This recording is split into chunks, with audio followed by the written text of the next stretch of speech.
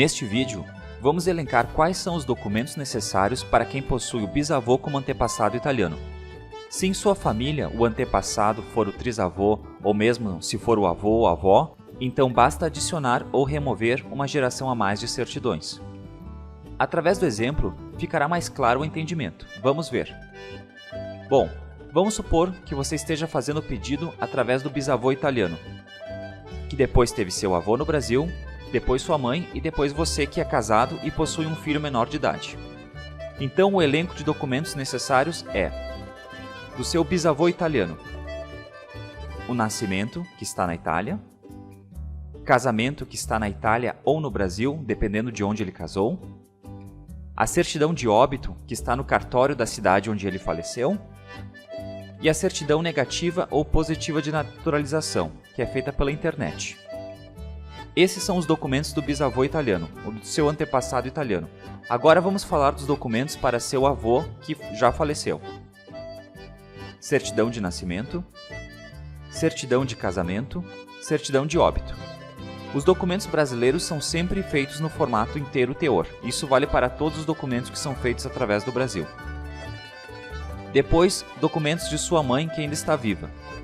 Certidão de nascimento em formato inteiro teor, certidão de casamento em formato inteiro teor. Agora vamos falar sobre os seus documentos.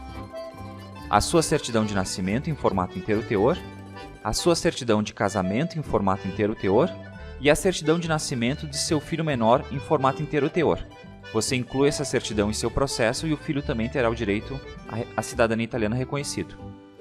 Veja que no exemplo que utilizamos, ninguém se divorciou e sempre foi possível encontrar o casamento de nossos antepassados.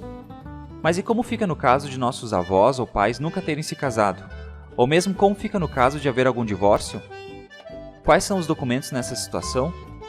Este é o assunto de nossos próximos vídeos. Até a próxima aula! Aprender italiano para mim, na verdade, tiveram duas etapas. A primeira foi de observar meu pai falando dialeto em casa. Ele não falava italiano, não adiantava, a base dele era de fato dialeto.